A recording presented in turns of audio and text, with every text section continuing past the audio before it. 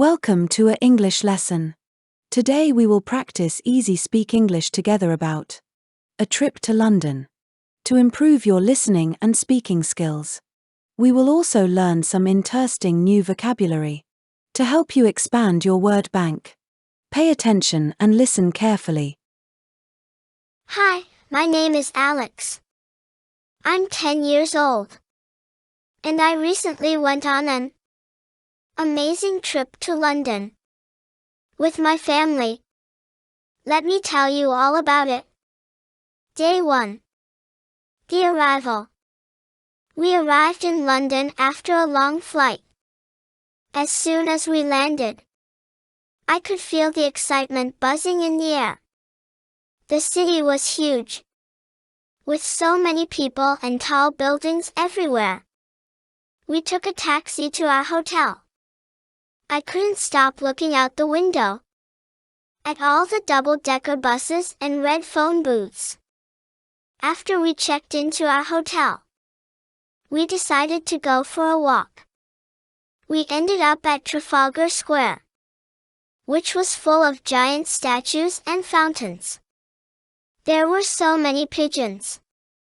We took a lot of pictures. And I even got to climb on one of the lion statues. Day 2, exploring the city.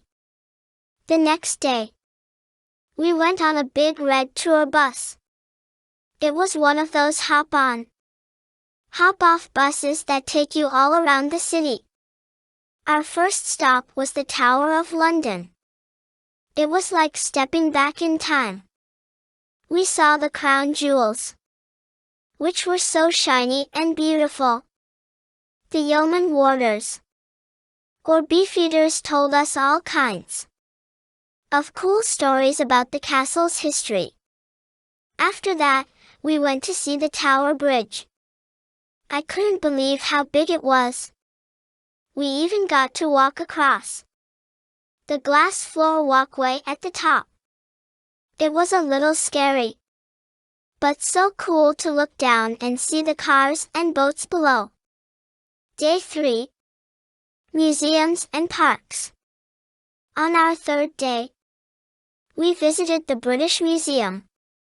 There were so many interesting things to see, like the Rosetta Stone and mummies from ancient Egypt. I felt like an explorer discovering ancient treasures. We spent hours there, but there was still so much more to see. In the afternoon, we went to Hyde Park. It was nice to relax and have a picnic. We rented pedal boats and had fun paddling around the Serpentine Lake. Max, our golden retriever, would have loved it there. Unfortunately, he had to stay back home. Day 4. A royal experience. One of the highlights of our trip was visiting Buckingham Palace. We got there just in time to see the changing of the guard. The soldiers were dressed in their bright red uniforms and tall black hats. It was so cool to watch the ceremony, with all the marching and music. Later, we went to the Palace of Westminster and saw Big Ben. It was even more impressive in person.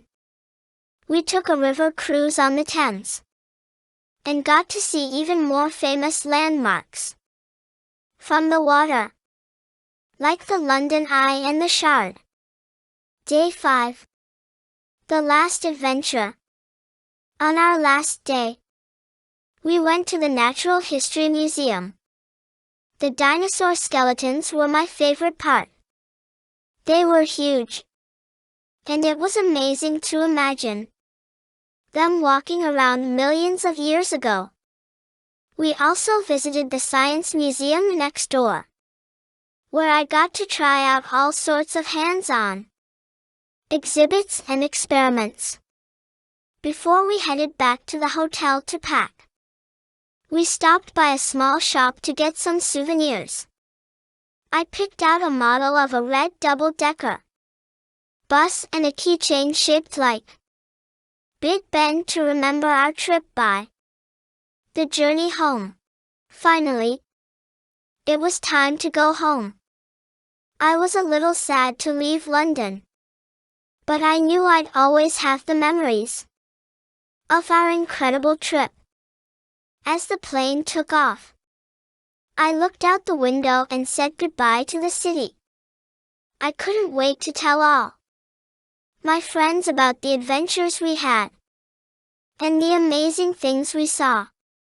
That's the story of my trip to London. It was the best trip ever, and I hope we get to go back someday.